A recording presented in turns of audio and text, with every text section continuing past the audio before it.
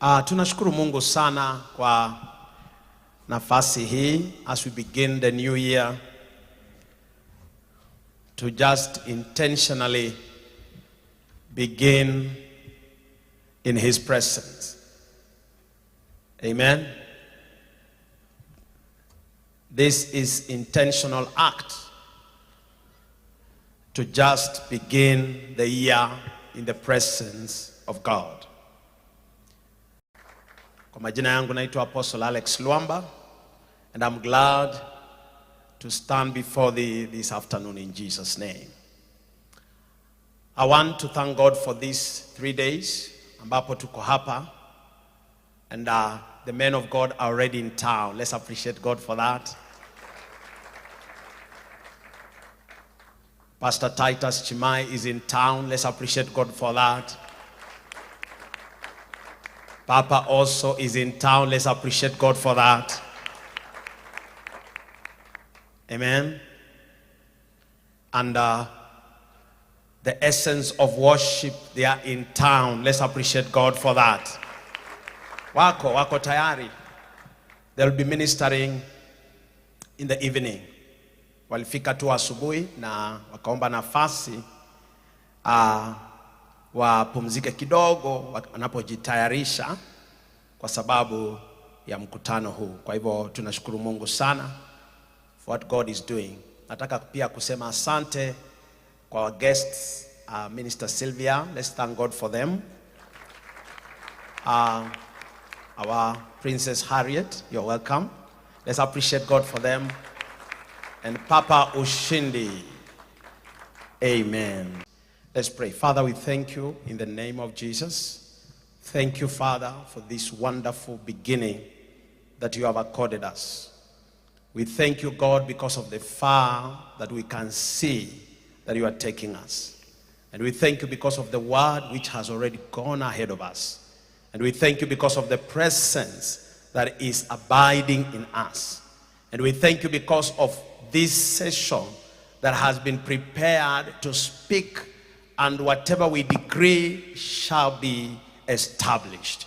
Precious Holy Spirit, I thank you and I honor you in Jesus' name. Amen. Allow me, niruhusu nilete tu mwanzo wa mkutano huu, neno fupi tu, then we'll break and come back for the afternoon session. Na kumbuka kwamba mada ya kongamano letu hili ni kwanza katika uwepo wa Bwana, beginning in the presence of God. Ambia jirani, kwanza katika uwepo wa Bwana.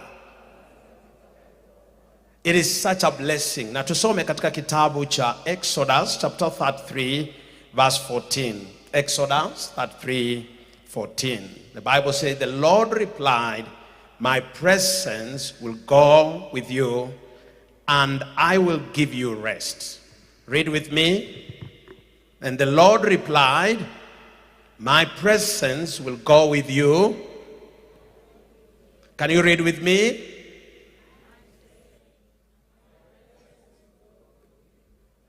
And I will give you what? May that be your portion in Jesus' name. Wapendwa, nothing can be compared with the presence of God, and nothing can compete the presence of God.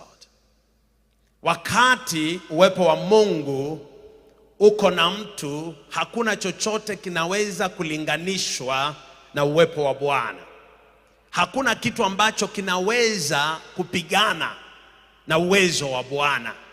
Hakuna kitu ambacho kinaweza kung'ang'ana ama kiwe ni kama kinapingana na uwepo wa Bwana. Uwepo wa Bwana una umuhimu sana katika maisha ya mtu. The presence of God is very important in the life of a man. And you like it or not, there is no excuse about this. It is either we have the presence of God or we don't have it. Praise the name of the Lord. It is either we have it or we don't have it. And when we have the presence of God, the result of that presence will be viewed. And everybody will know that indeed these are not ordinary men. They have a God.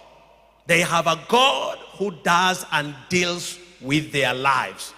And that is why this year, hakuna kitu ambacho kitaleta mabadiliko katika maisha yetu wapendwa, kama kwenda na uwepo wa Bwana. Hakuna jambo ambalo litakuwa na umuhimu zaidi kuliko kutambua na kujua kwamba mimi vile nilivyo sasa siko peke yangu. Kuna uwepo ambao niko nao. Hauwezi kuguzwa na mikono, lakini uwepo huu una mamlaka ya kutengeneza mapito yangu katika maisha. Na mwaka unapoanza, kuna mambo mengi sana ambayo watu hawayatambui. Kuna mambo ambayo yatakuja kupita katika mwaka mzima. Ukiweza kupima mwaka uliopita, mwaka wa 2025, kuna mambo mengi ambayo yametendeka katika mwaka huo. Na mambo haya mengine ni mazuri, lakini mengine si mazuri. Lakini utapata kwamba wingi wa mambo ambayo yametendeka katika mwaka ambayo watu wanayapitia si mambo mazuri sana.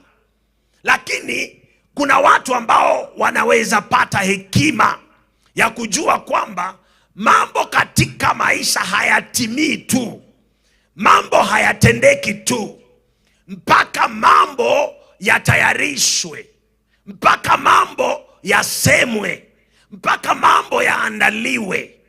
Kuna mambo lazima yatayarishwe, hayatatendeka tu. Na ndio sababu tunapoanza mwaka huu lazima tuanze na kuelewa. Ambie jirani kuelewa. Biblia inasema kwamba watu wakikuwa na kuelewa, wao huendelea kuongezeka katika nguvu. When people have understanding, they excel in strength. Are you there with me? The book of Proverbs 24 verse 5. A wise man is strong. Yes, a man of knowledge increases strength. Mtu mwenye hekima ana nguvu, na mtu huyu huongezeka kabisa na kabisa. Biblia inasema hata watakatifu wanaokolewa na maarifa. Na ni lazima hata kanisa tujue kwamba bila maarifa, hata ukisema mimi ni mtakatifu, hautaokolewa. Katika kitabu cha Proverbs 11:9 inasema nini? Proverbs 11:9.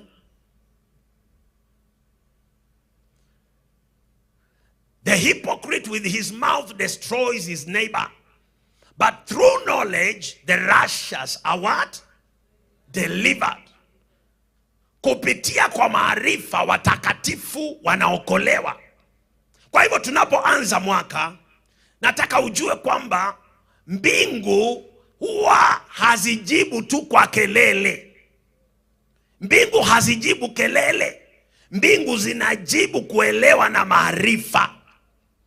Mbingu hujibu watu ambao wana maarifa kuhusu maisha, wala ambao wanaelewa kila ambacho kinafaa kifanywe.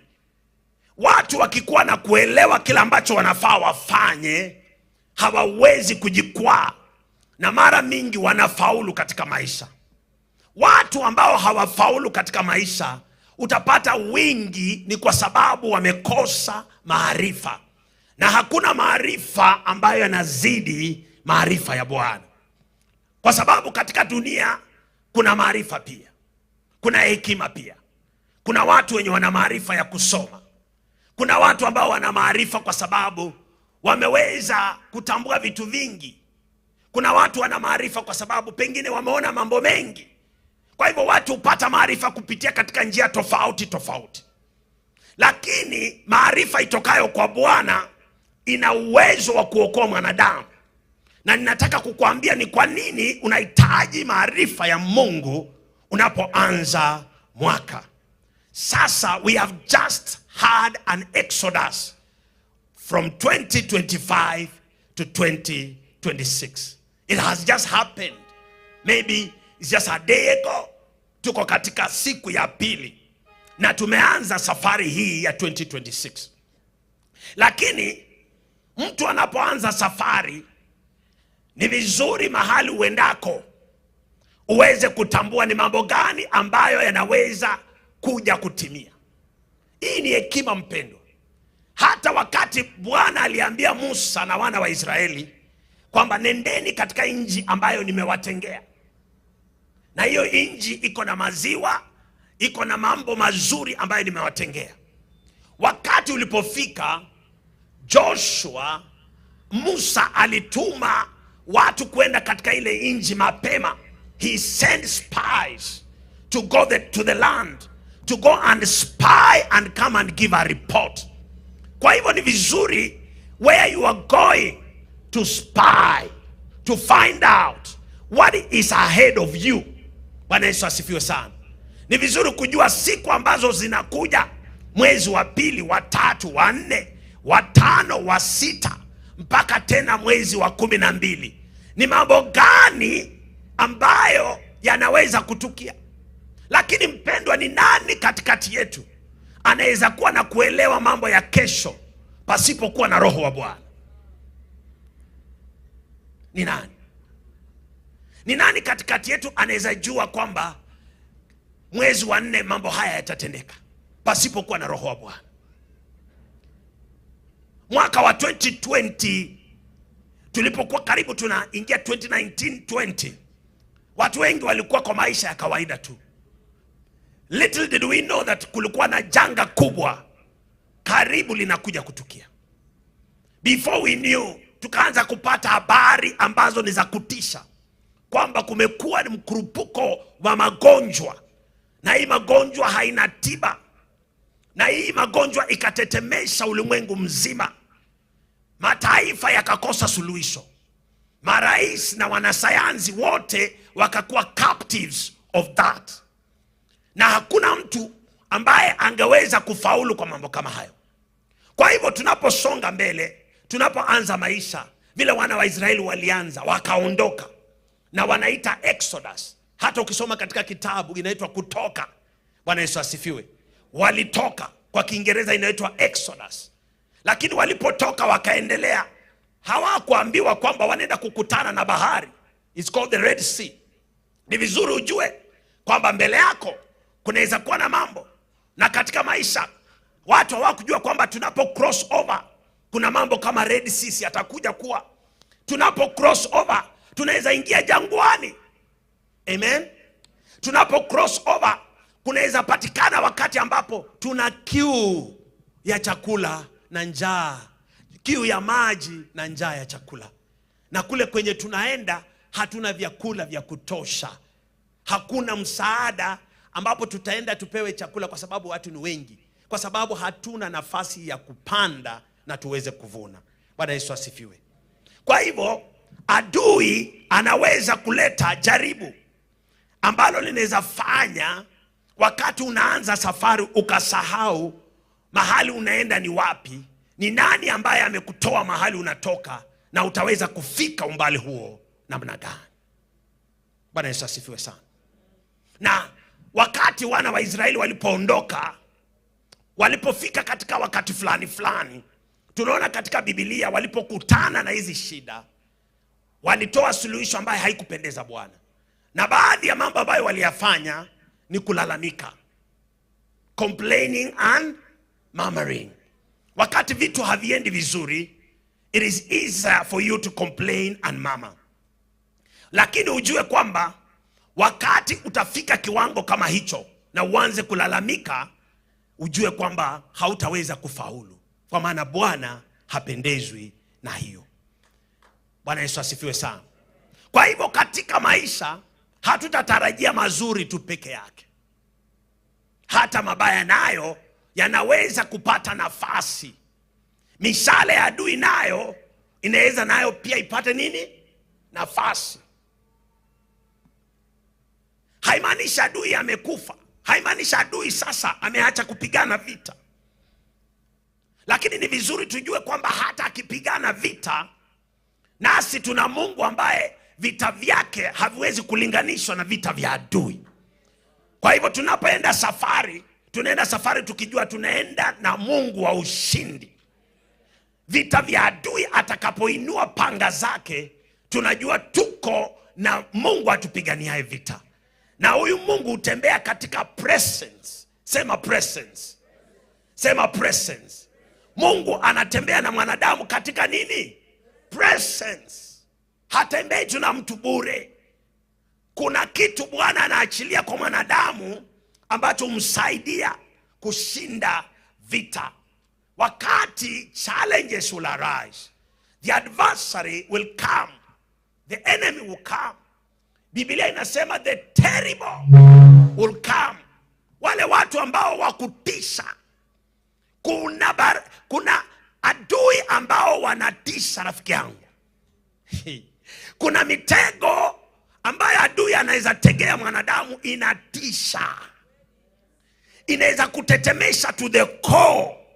Na pasipo kuelewa kwamba huwezi pigana vita kivyako, kwa maana vita vya mwanadamu hushindwa na Mungu. It is more blessed to have your God to be your God. Ni baraka Mungu huyu awe Mungu wako na uende na yeye katika safari hii. It is more blessed for this God to be your God. It is more blessed for this God to go ahead of you. It is more blessed for this God to go and fight your battles. I tell you, brother, it is more blessed for this God. Kwa sababu kuna vikao vya watu wa kutisha vinainuka. Acha nikwambie hawa watu wa kutisha wanakaaje. Wa kwanza wanaitwa conspirators of evil. Hawa ni watu ambao wanapanganga mambo ya kumaliza mtu. Unafikiria wapo? Hauwezi kuwaona kwa uso tu. Kwa uso ni wazuri. Kwa uso wamevaa nguo kama wewe, wamevaa longi kama wewe, wanakaa warembo wazuri kama wewe, lakini ndani yao wamebeba roho ya kupanga maovu. Wanaitwa conspirators of evil. Acha nikuonyeshe katika maandiko. Hawa watu wakipanga mitego, hizi mitego zinakuwa distraction camps. Yani ni factories of distraction. Ikikamata mtu pasipo na Mungu, huyu mtu is finished. Jeremiah 11:9. Jeremiah 11:9. Then the Lord said to me, a conspiracy has been found among men of Judah and among the inhabitants of Jerusalem. Conspiracy kwa Kiswahili mama nisaidie. Njama, asante. Njama imepatikana katikati ya watu wa Yuda na watu wanaokaa Yerusalemu. Kuna njama imepatikana kwa watu wanaokaa Bungoma. Kuna njama imepatikana kwa watu wanaokaa Msukuma. Kuna njama imepatikana watu wanaokaa Mnyali. Pahali unatoka, kanisa unaenda, hata watu wako pale. Njama iko. Hata kwenu unakotoka, njama iko kule. Neno la Bwana linasema njama imepatikana kwa watu wa Yuda na wanaokaa Yerusalemu. Aha. Watu wanapenda kupanga njama. Unafikiria ni wewe peke yako? Soma Matthew 12:14.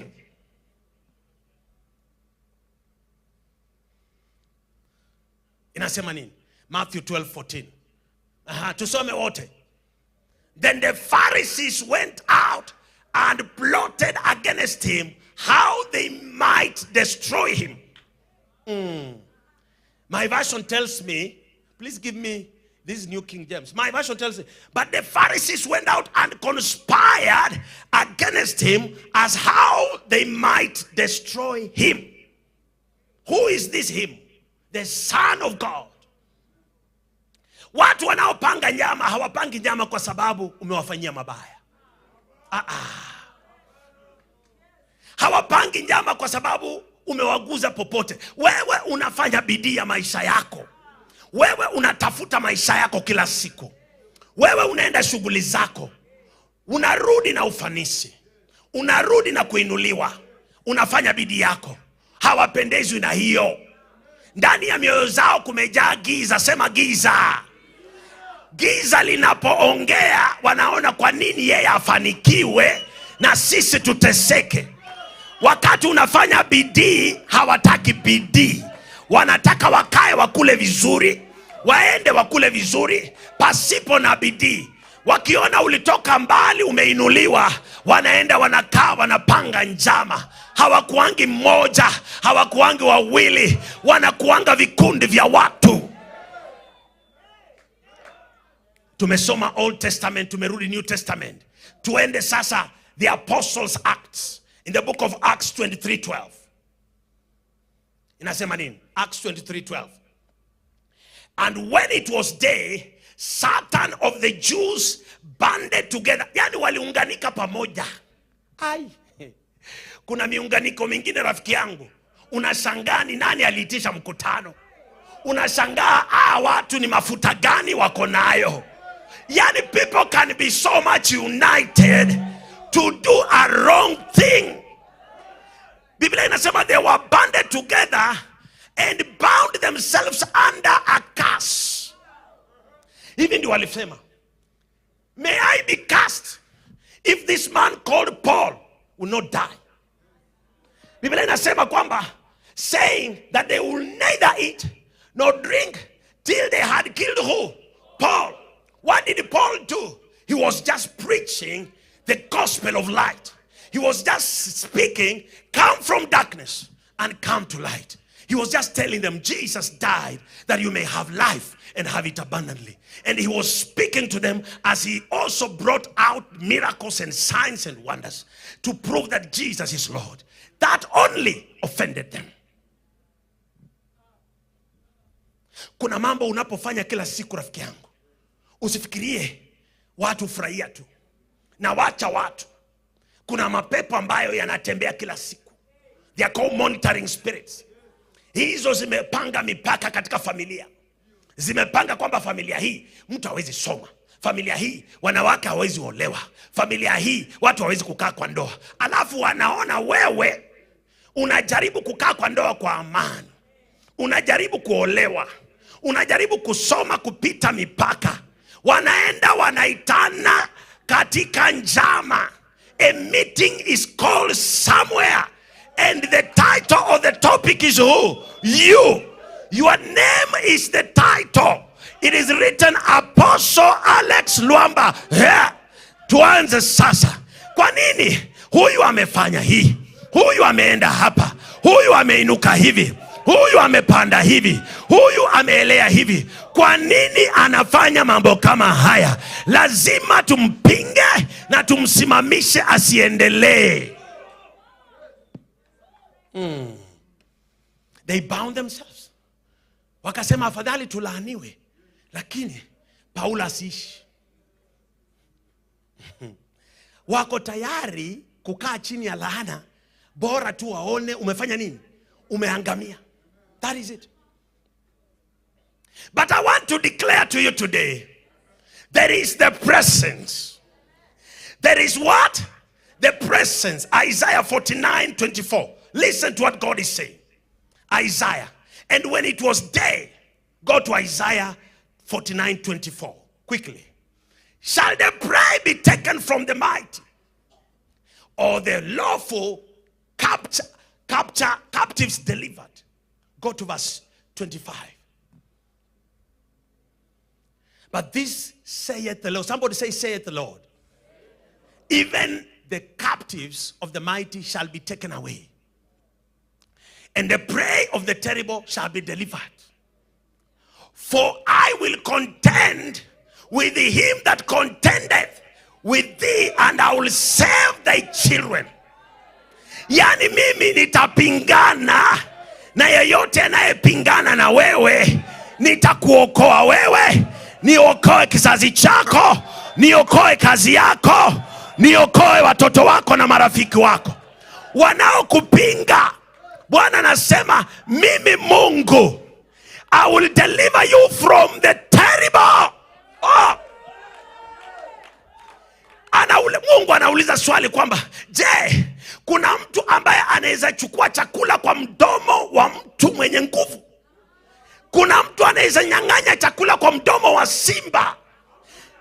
Kuna mtu anaweza kutoa chakula kwa mdomo wa simba alafu anakuja kusema kunaye, na yeye ni mimi Mungu, ninaweza ingia kwenye mdomo wa simba, nichukue meno nipanue na nitowe kwenye meno yake na niokoe mtu kutoka katika mdomo wa simba? Anasema kunaye anaweza.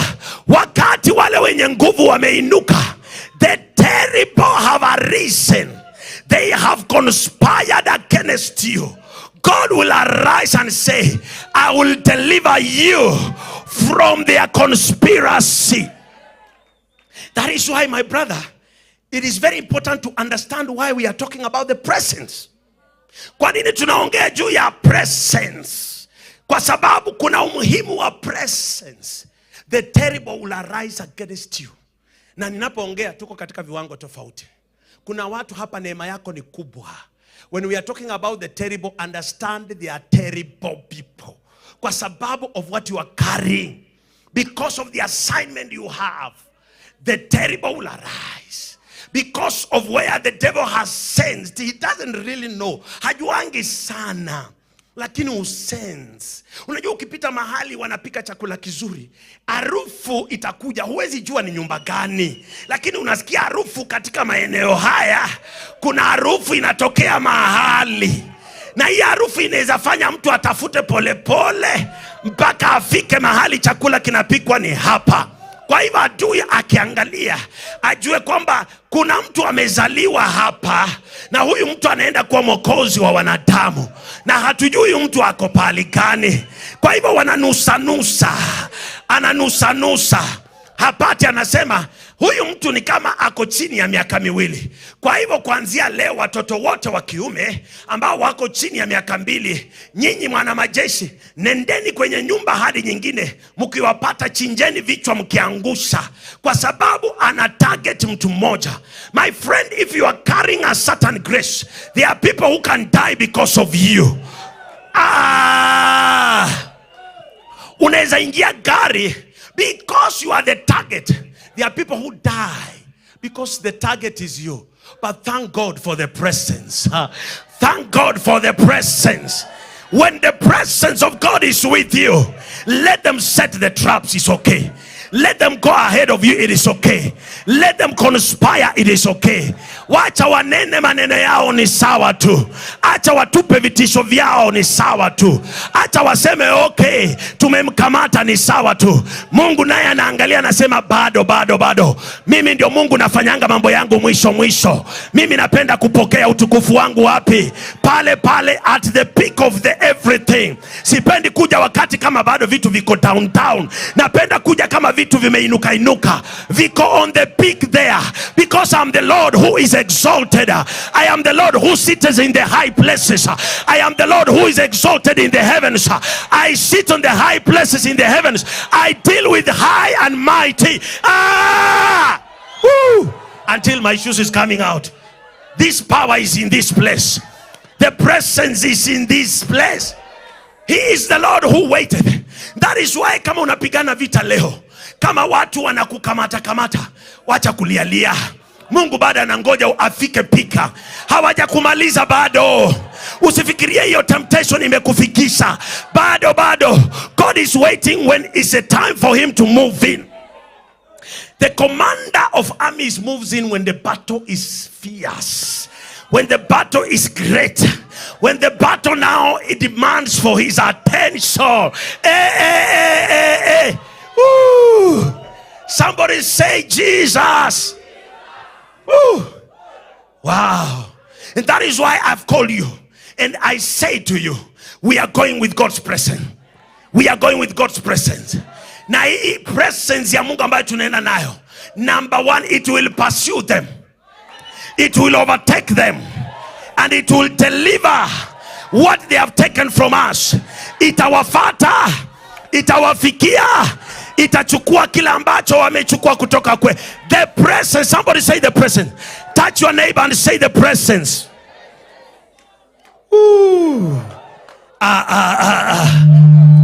I am the Lord who delivers from the mighty and the terrible. Are you getting the point? Man of God, our God is a God who delivers from the mighty and the terrible.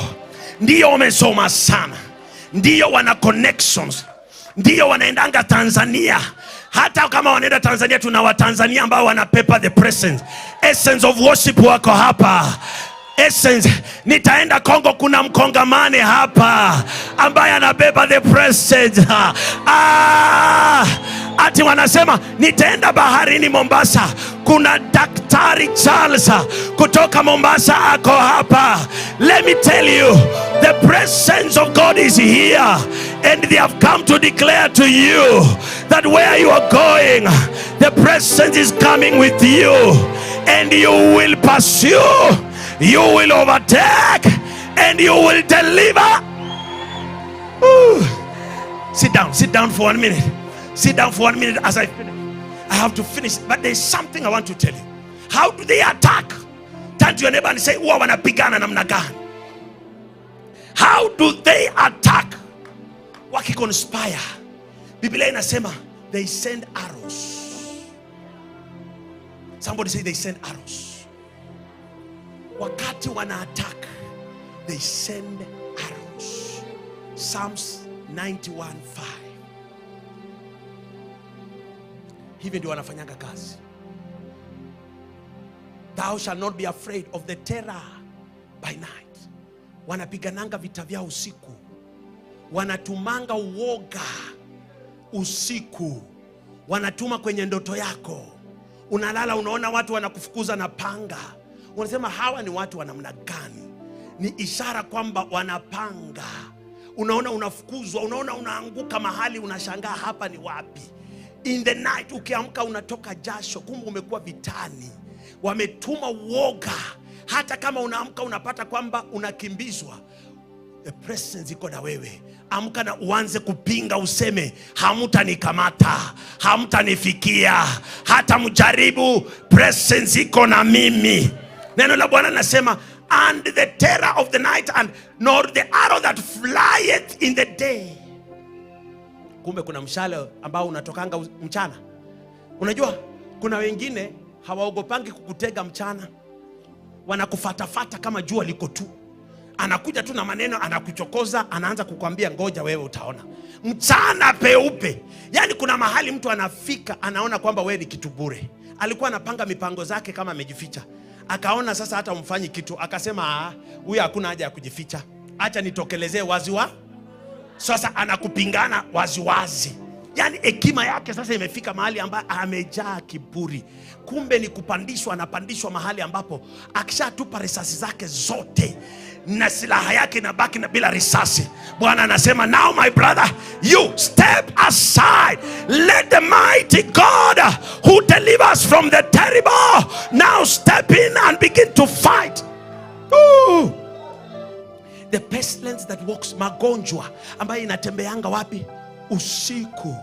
My brother, kama kuna wakati kumekuwa na watu we call lifestyle sicknesses ni sasa. Na ndio sababu ninapokuambia tembea na presence ya Mungu, don't joke. This is not a joke. There are people who have been called for this conference. They think we have come here to show anything. We have come here because God has put wisdom in us, and we have come to declare this wisdom, that foolishness will not continue to take over our land. Are you getting what I'm saying? Magonjwa, unapata mtu amelala vizuri, anapata headache. Ati unaenda unaambiwa, unajua headache ni nini? Una brain cancer. How? From the time they declared brain cancer, that is the time you began to sink until you are buried 6 feet under. It is not going to happen in the name of Jesus because of the presence. Lifestyle sickness, mara diabetes. I have never seen such a time like this one. Oh my God. I have never seen such a time. Yani somebody can drop dead when you are standing with him. Alafu unaenda unaambiwa at cardiac arrest. How? How? How? You are with him today, then he dies tomorrow. Cardiac arrest. How? Magonjwa inatumwa. Destruction that lays waste in the noonday. Kifika mchana wanapanga. They program. Are you getting the arrows that are launched against you? But the presence of God, that he has arisen and is going ahead of you, this presence will stop the arrows, divert the arrows, or get the arrows and send back to them. This is how God will stop the arrow. Number one, the presence will stop the arrow. Number two, divert the arrow. Number three, send it back to the sender. You think God does not do that? Kuna mtu hapa kwa kiroho anasema hii maombi ya kuua watu si atuui watu.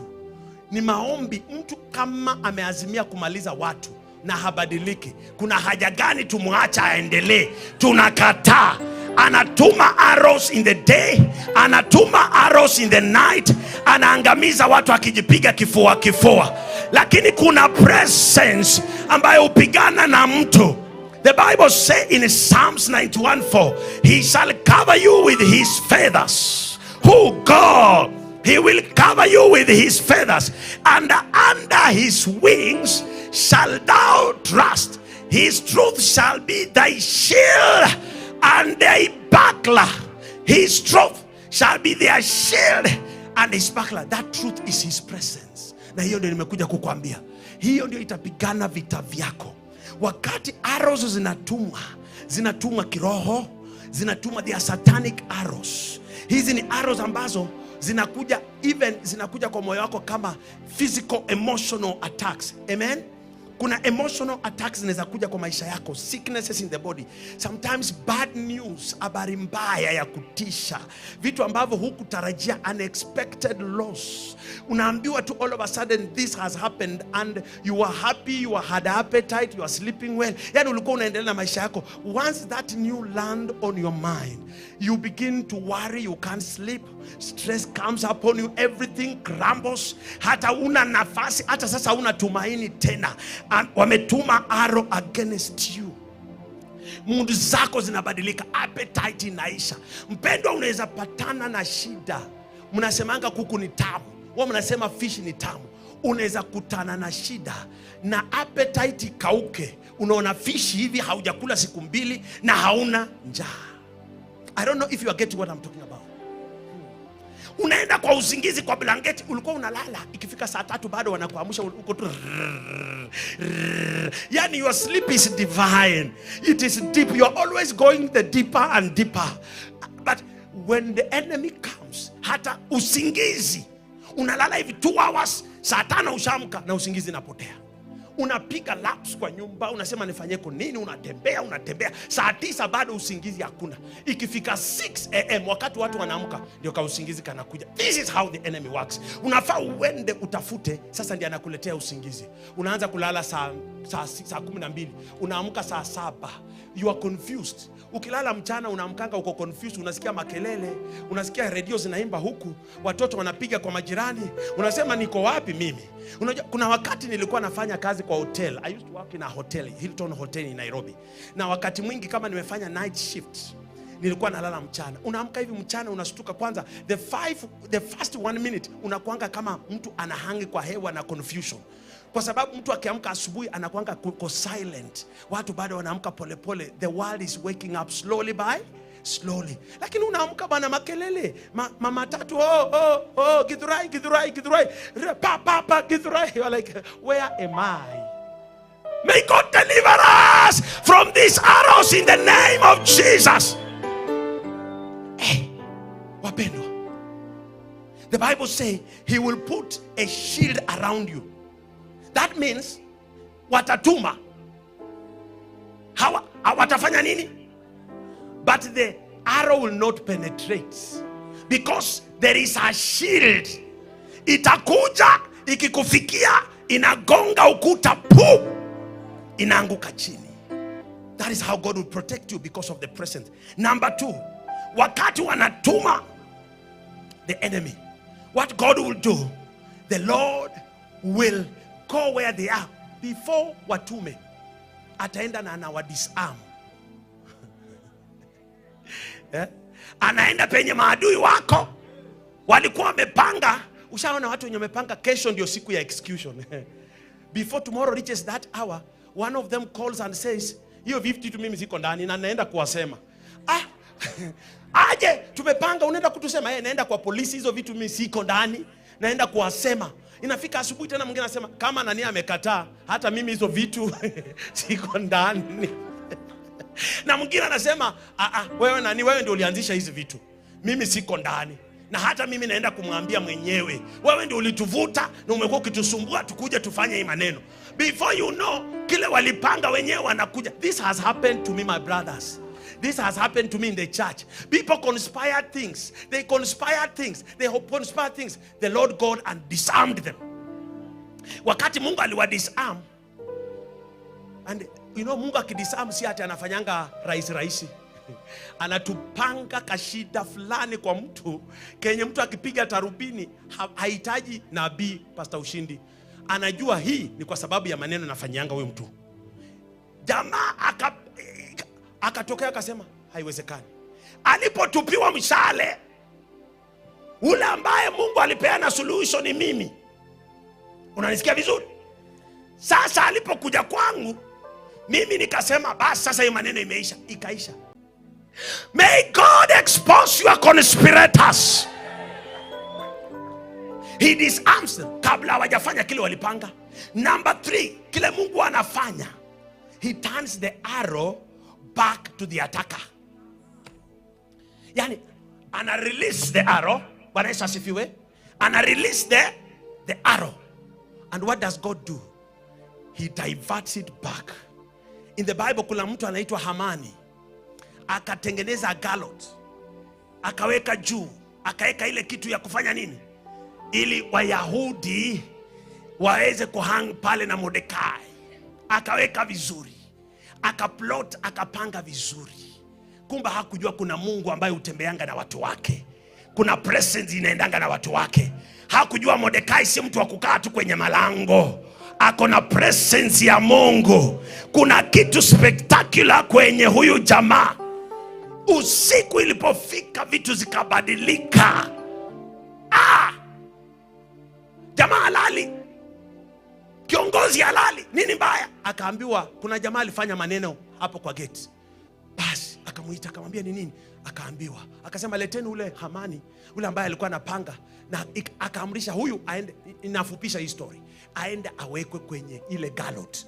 Ile mtego alikuwa amesema Mordekai na Wayahudi wote wauawe, yeye ndiye alienda akawekwa. Watu walipita wakisema, "Puh, angalia huyu mwenye alikuwa ametega mitego." Wale walikuwa na yeye wakamwacha. Hata bibi yake akasema, kama imefikia hapo, ujue wewe Hamani uko finished. Unajua my friend, kama unatupanga mishale kinyume na watu, hata bibi yako atakukataa, hata watoto wako watakukataa, hata marafiki watakukataa. Wakati unapanga na unaona wana smile, wanangoja uone kama utafaulu. But kwetu katika jina la Yesu, hiyo mitego haitafaulu, because we are going ahead with the presence of God. Amen. Sijui kama unanipata vizuri. The Bible say he made the pit and dug it out and has fallen into the ditch which he made. Ametengeneza na mwenyewe ameanguka ndani. The book of Psalm 7:15. Yeye alichimba shimo, akatengeneza kwamba wewe uanguke ndani. Kama ni kaburi, ametengeneza uanguke ndani. But he fall in. The hunter became the hunted. The captor became the captive. May that be so in the name of Jesus. Wakati unaenda mbele na presence ya Mungu, may your hunters become the hunted. May your captors become the captives. May those who dug holes against you, in the name of Jesus, may their holes become their dwelling. Walipanga, wamechimba, lakini in the name of Jesus, as we declare the presence of God, that hole will become their dwelling. Wao wote watakaa ndani ya hilo shimo. Do you believe that? Yes. Because the presence of God is the covenant of God. Uwepo wa Mungu ni agano la Bwana na watu wake. He binds that with his people. Wakati watu wake wanatembea ni agano. Uliona hapo wale wajamaa waliingia kwenye agano kwamba hatutakula, hatutakunywa mpaka tumuue Paulo. Na Bwana naye anasema, na mimi naweka agano langu na watu wangu kwamba hamtawaua, na presence yangu inaenda na wao, na kula chochote mtakachopanga kinyume na wao kitaweza kufaulu. Wakati generation ya Bwana inajua Mungu, the God is faithful, who keeps his covenant and mercy for thousands and thousands of generations of him who keeps his commandment. He is a faithful God. The presence of God is our success and victory. The Bible says in the book of Genesis 39:2, Joseph was a successful man because he was with God. Yusufu alikuwa mtu amefanikiwa kwa sababu alikuwa na Mungu. My brother, the antidote of success is the presence ya Mungu. It is not what you think. Unaweza kuwa umesoma is okay, but even after you are learned, walk in God's presence. Uchawi haujuangi masomo. Arrows of the enemy haijui masomo, haijui pesa, haijui lawyer, haijui title yako. Ikitunga hata na hiyo title utabakishwa vile ilivyo. You need the presence ya Mungu. That is what will cause you to be successful. Kwa hivyo Yusufu hata wakati anakuwa betrayed na brothers wake, he was still successful. Wakati Yusufu anauzwa kama slave, alikuwa successful. Wakati anawekwa kwenye gereza, he was successful because of one reason: the presence of God was with him. Somebody say, the presence of God was with him. He was successful. Wakati anakuwa falsely accused, he was successful. Amen. When the ark of the covenant of God was in the house of a man called Obed-Edom, in the book of 2 Samuel 6:11, wakati Daudi alijaribu kubeba agano la Bwana, lakini hakufanya vile inastahili, na hilo agano la Bwana likamua mtu mmoja. Bwana Yesu asifiwe. Daudi akaogopa, lakini Obed-Edom akachukua lile agano akaeka kwa nyumba yake miezi mitatu. Neno la Bwana linasema the man was blessed. Presence ya Mungu inaweza fanya mwanadamu akuwe blessed. Presence ya Mungu inaweza fanya mtu ainiliwe katika maisha. May this presence cause you to be blessed. You just don't understand that by the month of June there will be some things ambazo zinaenda kufanyika, ambazo zitafanya watu wakuite a blessed man, a blessed woman, kwa sababu ya presence ya Bwana. Don't go without the presence, I'm telling you. Usiende pasipo na uwezo wa Bwana. Make sure you carry this presence and you see the blessing of God. Kuna mtu naongea leo, it has taken long for you to be promoted, lakini because of the presence you will receive your promotion later, and you will not understand how scientifically they arrived at you. It is the presence that locates man and sends man to the heights of greatness. The presence of God. Others trust in chariots, we will trust in the Lord. The presence of God is God's direction. It gives direction to us. Inaenda kutupa njia ya kupitia. Wakati tunaenda, it will instruct us on the way. This is the way you should go. The word of God is a lamp unto my feet and a light unto my path. Itanisaidia kutembea katika njia ya Bwana. Itanisaidia kuingia kwenye mlima wa Bwana nikafunzwe maadili na maarifa ya Bwana. The presence ya Mungu itatufanya tusimame wakati wengine wanaanguka. It will make us to stand when others will bow to things. Presence ya Mungu will make us to arise and stand upright. Psalms 23. They have bowed down and fallen, but we have risen and stand upright. Psalms 20 verse 7 or 8. Let's go to verse 8. They have bowed down and fallen, but we have risen and stand upright. Why? Because of the presence of God. And that is why we are here today. That is why they are men of God. Na ndio sababu we are seated here today. Because neno ambalo linaenda kunenwa hapa, hili neno ni neno la ahadi. Ni neno ambalo limejengwa kwa msingi wa baraka. Ni neno ambalo limejengwa kwa msingi wa ushindi. Ni neno ambalo limejengwa kwa msingi wa uponyaji. Ni neno ambalo limejengwa kwa msingi wa tumaini. Ni neno ambalo limejengwa kwa msingi unaookoa mtu wakati maadui wanainuka kinyume na yeye. Wakati watu wa Mungu wanasimama kwa madhabahu haya, this high elevated altar, wanaenda kutangaza it shall be so and it shall be established. Biblia inasema na tutatangaza vitu na vitakuja kutimia vile tumetangaza. I believe in the name of Jesus that we are going to declare a word here. We are going to declare a thing here, and it shall be established. It shall be established for our lives. It shall be established in our families. It shall be established in our career. It shall be established in our business. In the morning we shall arise. It shall be established. In the evening we shall go down to bed. It shall be established. In the daytime it shall be established. In the noontime it shall be established. When the enemy brings terror, the Lord who delivers people from the terrible, he will arise and say, no, touch not my anointed one. This one will be delivered. This one will not go down. For I am God who keepeth the covenant. The covenant keeping God will go with us in 2026. The covenant keeping God will go ahead of us in 2026. When January comes, no pestilence will touch you. When February comes, no evil will come at your dwelling. When March comes, no attack of the enemy will surround you. When April comes, when they try to bury you, the power of resurrection will rise you. When it comes to May, when they try to remove favor from you, the favor will fall from heaven.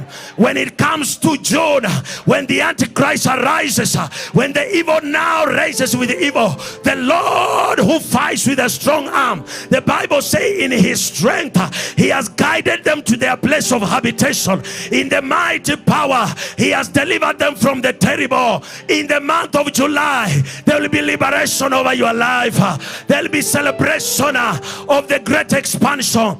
And when it comes to August, they will go back to the drawing board and say, no. The year is about to end and we see she's still standing. And God say, try it harder. I am the Lord who began it, and I am the Lord who will finish it. I am the beginning and the end. I am the Alpha and the Omega. They say, no. Now it is in the month of September. Let us give it another try. And they fall on their back. The Bible says 1,000 shall fall on my left hand side, and 10,000 shall fall on my right hand side, and they shall not come at my dwelling place. And they come to the month of October, and they say, are we defeated? No. Let us gather many of us. Let us go and make a covenant, and say a covenant of the blood. Waende wachinje ng'ombe, mbuzi, waende watoe magarama zao, watoe sacrifice zao, waseme hii mwezi wa 10 mpaka tumalize. Watatoa damu, watatoa ng'ombe, watatoa mbuzi. Wakimaliza, damu ya Yesu itainuka, inasema the blood of the new covenant, the blood of Jesus will arise against the adversary. Wanaingia mwezi wa 11, wanasema no, we have only 2 months remaining. This one might sink deeper. And the more they try, the more you rise, the more you go to your level, the more the Lord say, sit and be comfortable. This flight is taking you to your destiny. Sit and be comfortable. You are going where you belong. They will not eat you. They will not touch your flesh. They will not touch your children. They will not touch your body. They will not inflict you with pain. They will not inflict your body with pain. You shall be preserved. Utalindwa, utalindwa. Nguvu za Bwana zitakuzunguka. Mamlaka ya Bwana itaenda mbele yako. This is not a joke, my brother. This is real life. It is more than going to insurance. This is real life. It is more than going to see a doctor. This is real life. When it comes to the matters of God, this is real life. Turn to your neighbor and say, real life. Ooh. And we are going to live in reality. Hatutaishi maisha yetu kama mifano. Maisha yako haitakuwa mfano. Atusianguke kama ule nani. Angalia ule alianza akaharibika. Ataangalia huyu alijaribu akashindwa. Hautakuwa mfano kama huo. Na kutangazia in the name of Jesus, mifano hiyo haitakuwa yako. Utakuwa mfano. Tuinuke kama nani, tubarikiwe kama nani, tukue watu wa juu kama nani, tufanye mambo makubwa kama nani, tukae na imani kama nani. Mungu anaweza kukupa what is called stubborn faith. May God release to you stubborn faith. Yeah! People of Bungoma, when December come, we shall be jumping up like kangaroos and celebrating the goodness of the Lord. The good work the Lord begun, He is faithful to bring it to completion. And that is what I stand here to declare, by the grace God has given me, that through this conference, through this revival, it is not going to be taken the same again. I declare to the atmosphere, it doesn't matter what somebody is sitting somewhere anasema wanafanya nini. Live until you see us rise. You will understand what we have been doing. When you see a woman pregnant, you wonder what is that swelling in the stomach, until you see something come out of her, and that thing is the president of a nation, and that person, it is a CEO, and that person is a great man. You will understand when God gives birth, He does not give birth to failures, He gives birth to success. Somebody declare, I am a success. Ukitaka kujua unabarikiwa, angalia watu ambao una associate nao. Our Sylvia, these are not losers. Princess Harriet, they are not losers. These are people who are touching the praises of our nation. Wamewekwa na Mungu, wamekaa kwenye viti za praises katika taifa, na wewe uko hapa unafikiri ni mchezo tunafanya. Hawa ni watu wana touch the praises internationally. Pastor Ushindi, ukisikia essence of worship, woo! Lift your hand in the name of Jesus. Baba asante, already your presence is here. Thank you for confirming it upon the lives of these people in the name of Jesus. Father God, I have stand to open the doors. Now let the rain begin to rain over this conference. And you are bringing people from all over for the glory of your holy name. I declare open heavens right now.